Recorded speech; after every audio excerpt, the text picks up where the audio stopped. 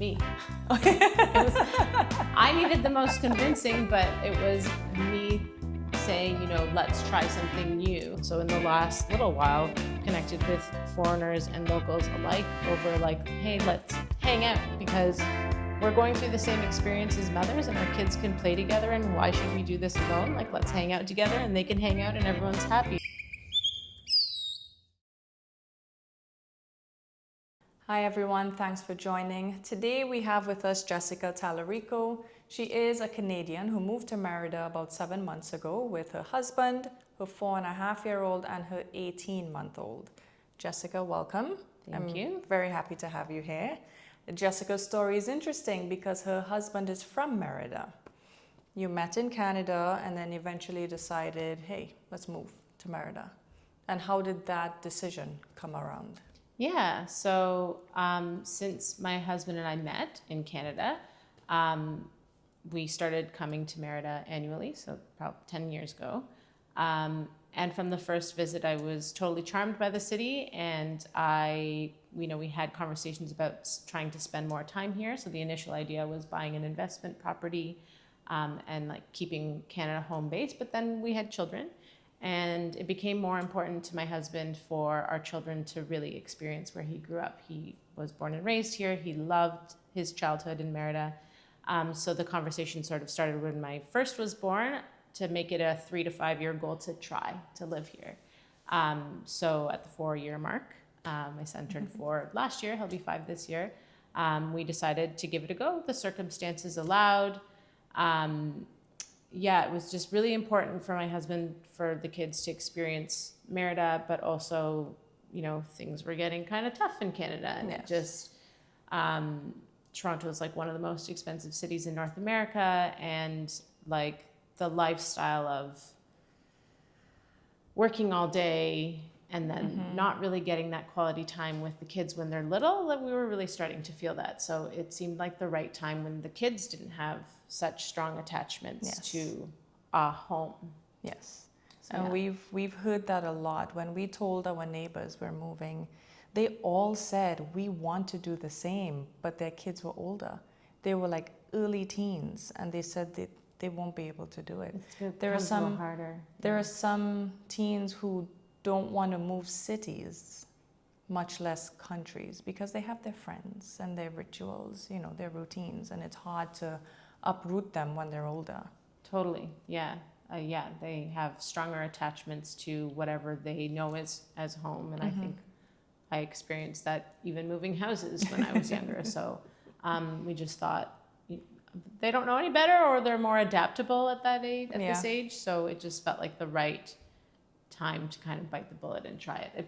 I was the biggest decision-making factor in terms of my comfort of changing, because Toronto for me is home, and I've lived in other places before, but it just feels like a whole different ballgame when you have other human beings that you're responsible for. So it took a little convincing, but so far it's been great. And who would you say brought up the idea of moving? Me. I needed the most convincing, but it was me saying, let's try something new. That's just probably the nature of my husband, is that he's very amendable. So he loved living in Toronto and he loves being here. So he's adaptable and happy in either place. But the more we were, in the thick of raising children, the more it became important to him to really have them experience the way that he grew up. Yeah. Having both experiences. Yeah. Yeah. Having young kids really makes you think differently. Because before we had kids, there was no need for us to move before we had kids. And then we had kids and it was do we want to raise our kids here as opposed to somewhere else where they can play outside every single day? Yeah. That kind of thing. Yeah, it gives you a different perspective for sure. If it were just the two of us, I'm sure we would have just continued on and not had that reflection on how our lifestyle could be different and what we could change to make our lives better, because there are 2 other lives included in that thought. So. And did you ever almost back out of the move? Yes. but those were more like very personal reasons, you know, Okay. like I'm very much fit into the sandwich generation of having older parents that needed a little bit of taking care of, and Right. young children. And so a couple times I thought like, well, I can't leave my parents behind. But then on the other side of the coin, Mexico's not that far from No. Toronto. There's a direct flight, and so there are lots of advantages, especially like if anyone wants to escape the cold, Yes. we now have a home base for them to come to. So Yes. that was a factor for sure in the decision-making process, but an easy one to overcome, I think. Okay. Yeah. And was there anything that scared you about moving here? Anything in Merida? No, nothing scary about Merida. There's zero things that are scary about Merida. It's like safer than any city that I've ever lived in. Like I've lived in New York, I've lived in Toronto, I've lived in Colombia. Even sometimes Colombia felt safer than Toronto, but nothing scary about Merida. More so like the concept of a big international move as an adult at this stage in life. That's Right. overwhelming and scary, but nothing to do with the actual place. Okay. And is there anything, like, what's one thing about life in Merida that you think people romanticize? And that's completely different from the reality? Oh, I think weather, like, I mean, it's true. It's wonderful weather all the time and you can be outdoors. I think that a lot of people think, oh, it's like perfect weather. There's no real place that has perfect weather all year round. I've realized from living here, because there is a period of time that we have yet to experience, but have heard a lot about like it getting very, very hot. Yes. And that's not for everyone. Not everyone can handle that heat.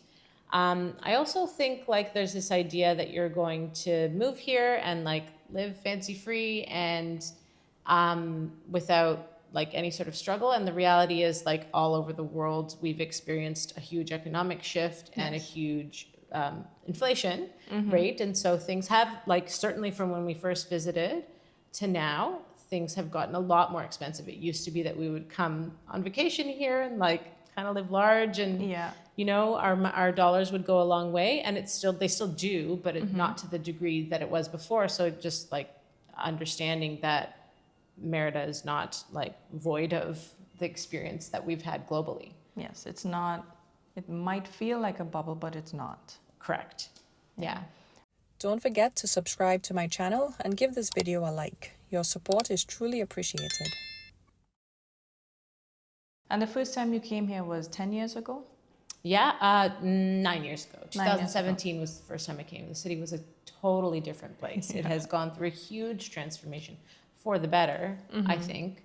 But it definitely, there's more happening. It was a lot quieter in 2017. It was definitely like the place where retirees come or snowbirds come. Now there's so many young families. Like, I'm sure you've had a similar experience, but like any new person I meet is a mom of young children. Yes. And they've gone through a similar experience that we have, whether it was years ago or as recently as us. And that's new. That's new. That's in the last like 5 years, I want to say. Yes, yeah. The word is definitely spreading.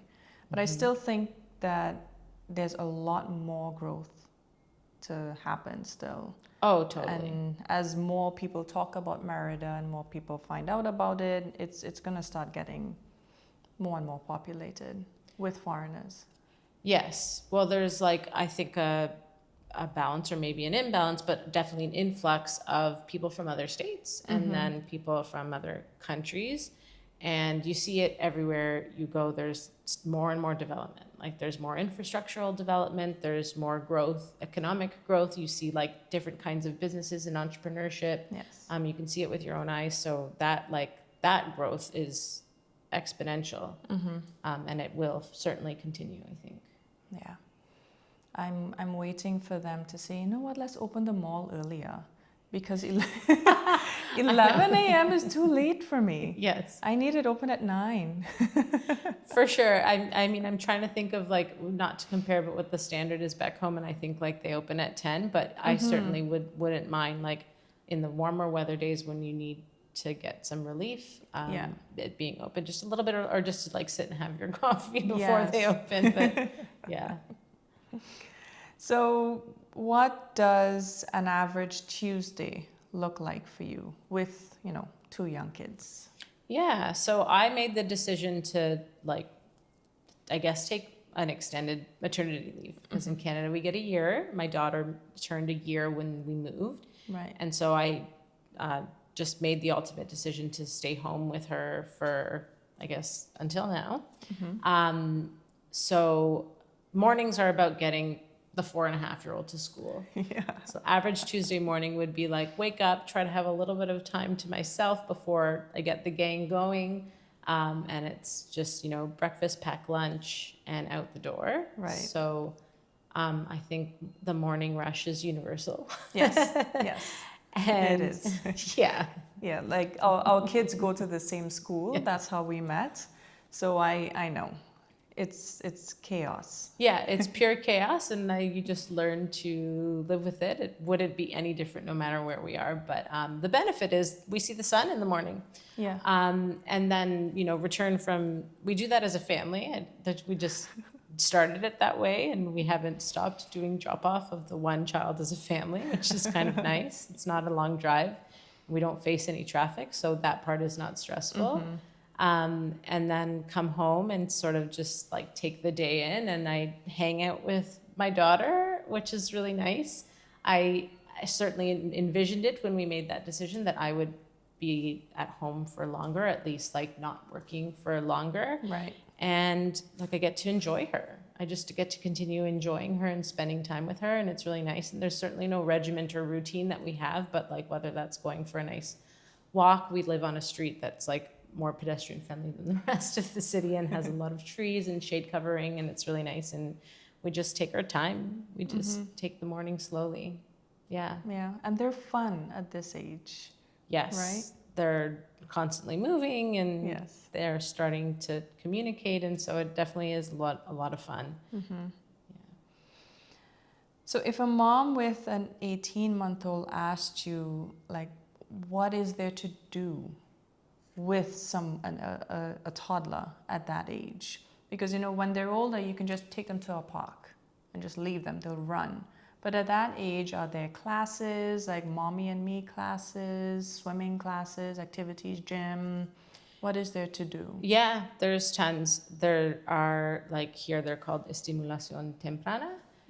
So like early childhood development centers that are like indoor playgrounds or indoor gyms or like structured classes. So we actually were going to one at a place called Centro Modi, where like the owner and the other employee there were physiotherapists, and they just took us through like a class that was like a little bit of speech development and a little bit of like motor development, and then they could play like free play on the structures. So there were a ton of options like that. That just happened to be closest to me and had like the best schedule that aligned with ours. But there's also Gymboree, which is more familiar like globally. Right. I guess that's a franchise. Yeah. There's tons to do. It's also what you make it, right? Like I found this back home. It's like there were lots of options in our neighborhood available to me. It's like whether I decided to go or not, or sign up or not, was like my prerogative. And so I can have days where I just like take it easy and we're just hanging out and it's very like relaxed, or I can plan for things. And certainly at this age, like walking, not walking, like depending on the skill level, you could still go to the playgrounds. You just have to pick. Some are more developed than others, and depending on the neighborhood you're in, it might be more appropriate. But we do that too. We have a park, like 5-minute walk from our house that she likes to go to. There's like a little rocking horse. She likes to go on that, and she doesn't like to slide down the slides, but walk up the slides, test out her balance skills. So yeah, but there are lots of options. Okay. And these classes that you went to, were they full? I'd say not completely full. It depended on the day. Like, how schedules get when you have a small kid. Sometimes things come up, like sickness happens. There were always like 4 to 5 people in the class, like moms and kids from like, of course they're divided by like age range, and ours was like 9 to 16 months or something like that. But I found I was not surprised or just delighted, I guess, to find that like the other mothers were like also willing to like connect with you because you're going through the same experience. So I found that really nice. Like we were invited to our first, we didn't end up going, but we were invited to our first birthday party in one of those classes. And when we didn't go the next day, the mom was like, "Oh, I wish you came. Like, how come?" And I obviously explained, but yeah, like wasn't expecting. I knew that people here were very friendly, but I just wasn't expecting the open invitation. Just because I'm new, I'm not from here, but those sort of doubts that you have about being in a new place get quickly erased. Yeah. We had a similar experience. We met a young family on Paseo during the bike riding thing. And like 2 weeks later, they invited us to a birthday party, their son's birthday party. He's 10. My kids are 4 and 5. They're a lot younger, but she sent us a message, say, "Hey, we would love to have you." And it was great. Like we also found that parents are so friendly. And I think especially foreigner parents, they're also looking for that community for their children. Yeah. Because they don't always have it, especially if they're being homeschooled. So they're looking for other young kids that their boys, their girls can be friends with.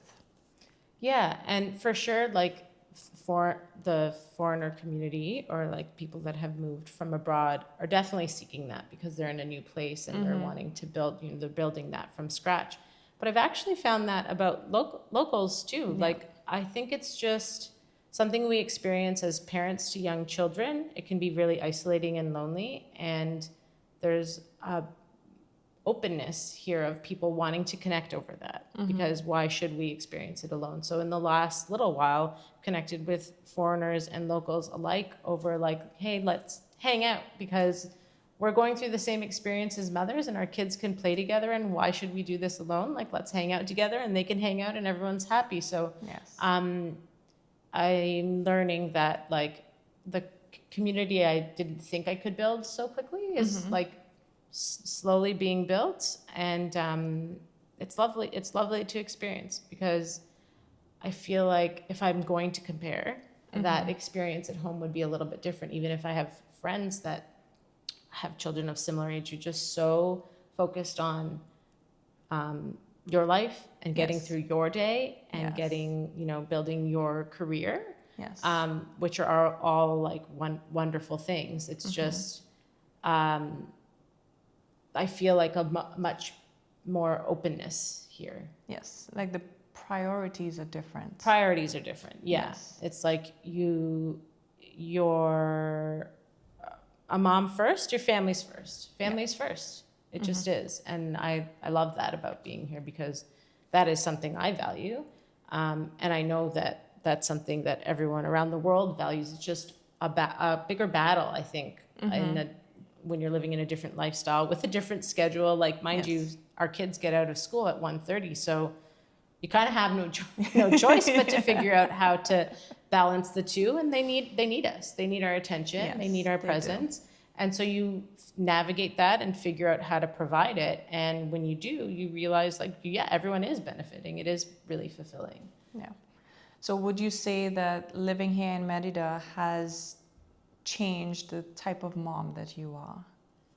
Yes. Well, I don't know if I've changed yet, but because it's only been 7 months, but I definitely know that like at the top of my mind is always to be as present as I can. And that's like my goal in general with the people that are close to me and the people that I love, but like it really brings it to the forefront. It's so easy to get like caught up in trying to multitask and doing other things in any setting. But because I've bought so much more time with them now, especially the 4.5-year-old who spends part of his time at school, like I'm forced to. So it's making me work on that much more, more. Yeah. I feel the same as well, because like you said, they're home early, so it makes the afternoons really long, and then I have to think, okay, what are we going to do? What can I do with them to pass the time?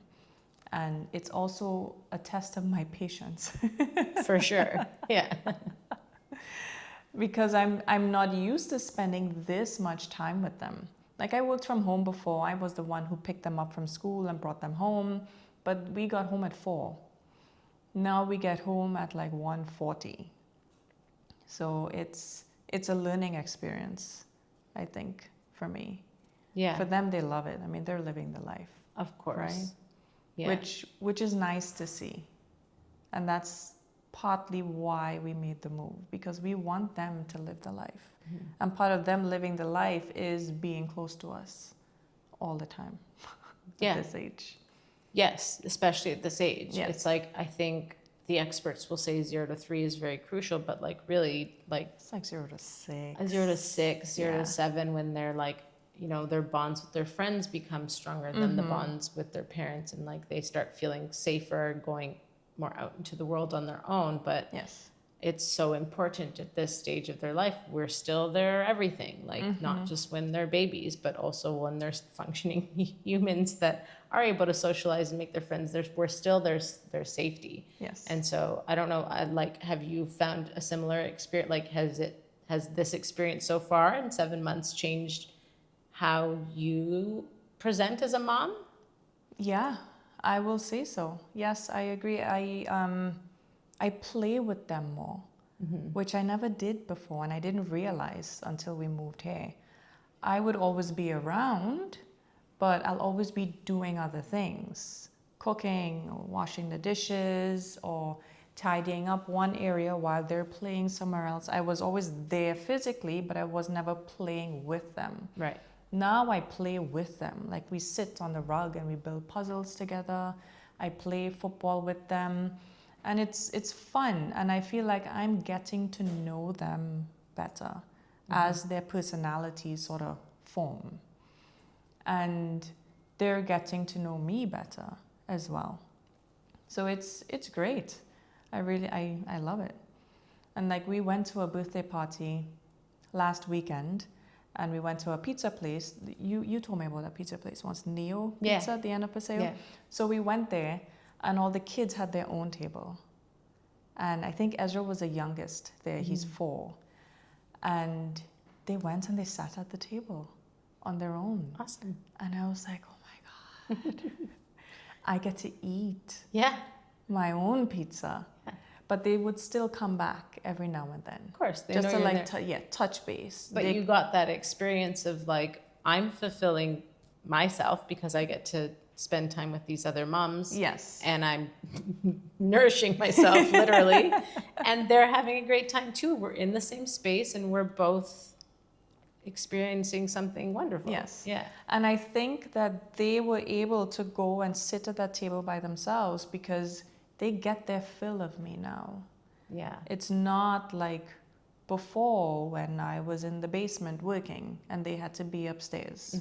They get their fill. So, you know, on the rare occasion that we go out and eat with somebody else, they can sit at the table. And they only need to come back every now and then. Like they got water and there was ice in it. We normally never get ice in their cups. So Miles came over and he said, Mama, there's ice in my water. I said, okay, I'll come. I'll take it out for you. Okay. So it was nice. It was nice to see. It felt like the fruits of all my work is finally bearing, kind of. Yeah. Yeah. I think we're better moms now. More fulfilling, Yeah. I think. I mean, it makes a difference too when you can fill your cup a little bit. Yes. Like, at least in my experience. So I, like, the last time I had full-time work was before my daughter was born, and then I went on maternity leave, and then we moved here. And those days are long, like 9 to 4, 9 to 5, for a lot of people longer than that. And so a big, I guess, push to move here was to buy time back. And we have, whether you like it or not, you buy time back. And it does make a difference. Yeah, it does. So I know we touched a bit about this before, about the growth, the changes that you've seen in Merida over the years, from 9 years ago to now, what would you say is the biggest change that you've seen? And is it good? Is it bad? I like, the first thing that comes to mind is restaurants. There are so many more restaurants than there used to be. And like when many new businesses open up, that's just a sign of economic growth. Yes. And so that would be like, and all types of businesses. So maybe the biggest growth I've seen is new businesses opening. Like in the north where we live, that can also mean like whole new plazas of multiple businesses in one plaza. And so I think the biggest thing for sure is new business. Business is growing, which means investment. So economic growth, this is definitely a city that's seen a lot of economic growth over the last 9 years. Yeah. Yeah, that's always good. I know a lot of people, some people say that there are folks who are not happy with the influx of people coming into the city, but when it helps growth, the economic growth, like you have the new businesses and new plazas, it means that they're hiring more people. More jobs are being created. Yes. Yeah. Well, I can see both sides of the coin for sure. I can understand why the locals are a little bit like freaked out by the fact that there's so many people from out of state, out of country coming here, because not that Yucatan is a little bit like insulated in a way, in that it has a very unique culture compared to the rest of the country, a very unique history. Like even the typical Mexican food is not typical Mexican food here. The Yucatecan cuisine is very different than the rest of the country. And so there's like this inherent need to protect that. And when you have lots of outsiders coming in, then the guard comes up a little bit. So I can understand why, there's a little bit of hesitancy to accept that, especially at the rate that it's happening. Like immigration and movement from other states started happening really quickly, like in huge amounts. So I can understand why there's like a little bit of a guard up in terms of accepting that. But at the same time, you're right, growth is a good thing. Like growth can be very positive. Of course, it brings things like gentrification, which, has its pluses and minuses. Yeah. But like everyone can take advantage of that growth. It's just whether you accept it or not. And that's anywhere. So I understand both sides of the coin. But the growth has, I think, certainly been a positive thing for the city. Yeah, I agree. Do you think it's growing too fast? It might be. It just depends. Like you'll hear people talk about the infrastructure and whether the infrastructure of the city can handle the amount of people that are arriving and how quickly they're arriving. And we see that sometimes in like short bursts of power outages. I don't know if that happens here, but we live in the city, like the official city limits, and it's starting to happen, especially when it gets warmer. I think like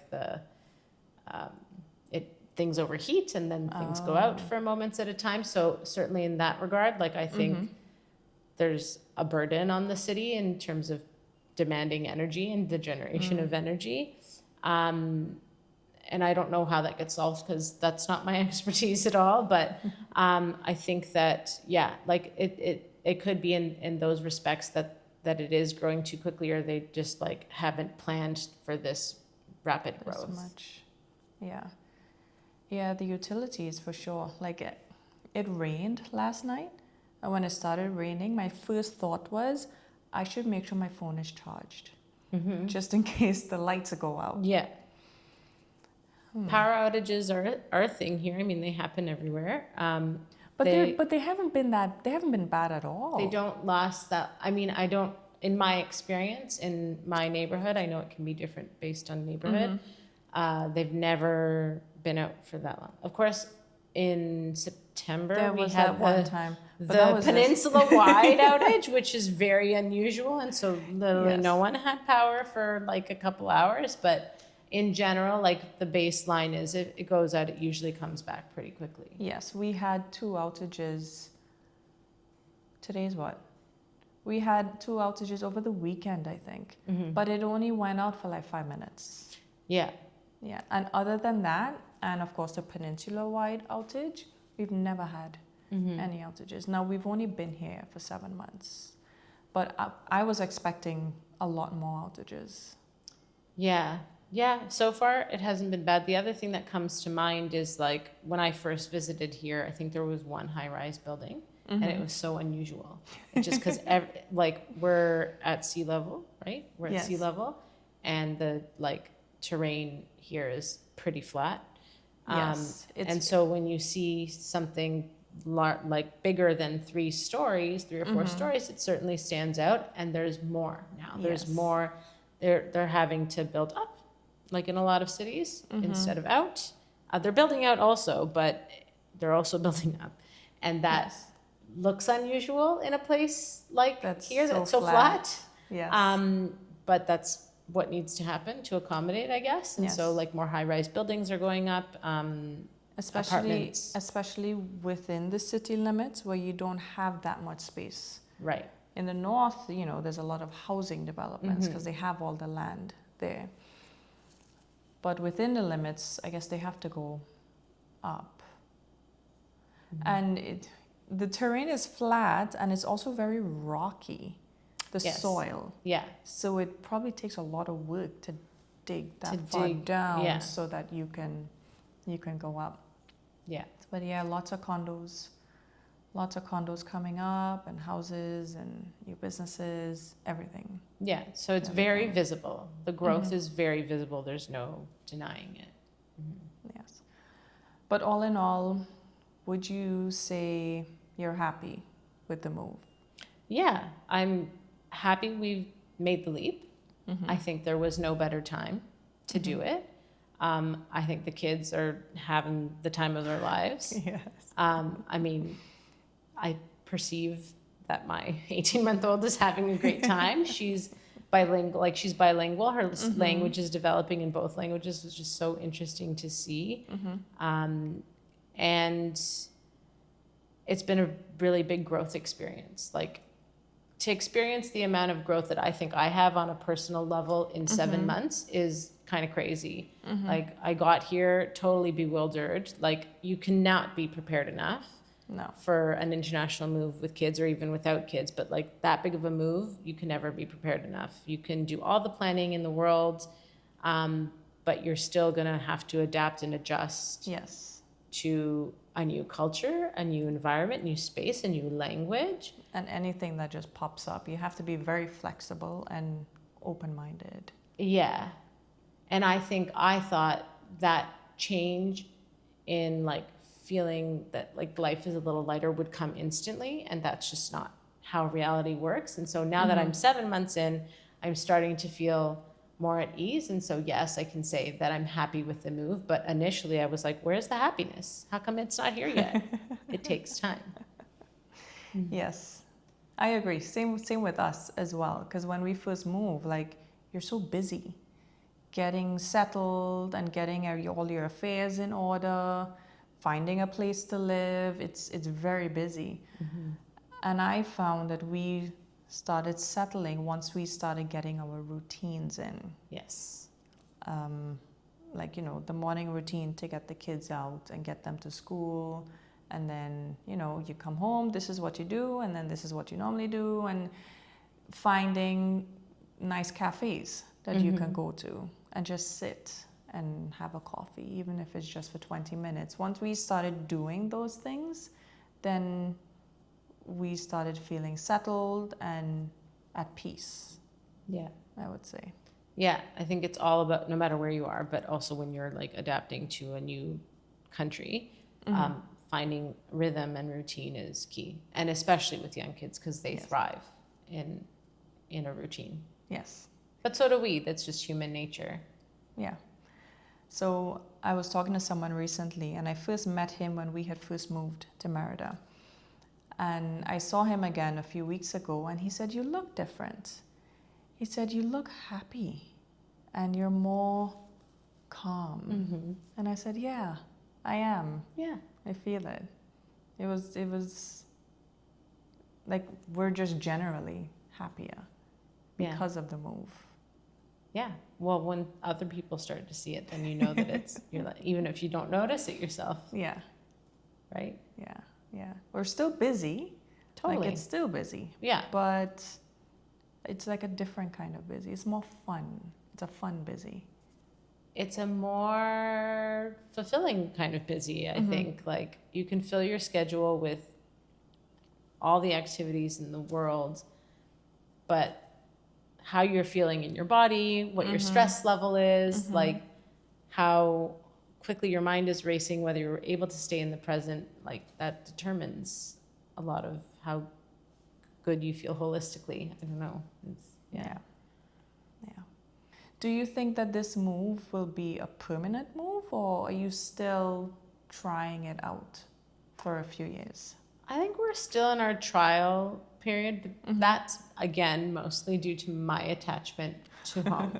I'm starting to learn that home can be two places. Yes. Like this is starting to feel like home, and Toronto is always going to be home. It's where friends, longtime friends and family are. So, like starting to accept that home can be two places will maybe change my mind a little bit. Right now, I feel like we're still in our trial period, but if you ask the kids and my husband, like we're staying. And does Benny fully understand now that he's moved? Yes and no. I'm not sure at what age they understand like permanence, but he also still like loves it here. When you ask him, he'll change his answer. Like, what do you like better, Merida, Toronto? Merida because it's sunny, and then Toronto because sometimes there's snow. Like he loves both worlds. He truly is like a dual citizen kid.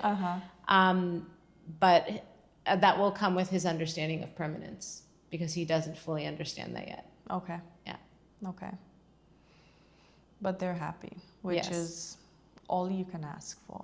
Yeah, I mean, we have play dates regularly. Like we did not have these frequent play dates and park dates before because winter. Yes. So he's a happy kid. Good. Good. All right, folks. We have Jessica. Thank you again for joining pleasure. us. And maybe we'll have you back on the show another time. Maybe we'll have Miguel back to ask his perspective. What's it like being home? Yeah. Yeah. Yeah. Happy to share. All right, everyone. Thank you for watching. Don't forget to subscribe to my channel and give this video a like. Your support is truly appreciated.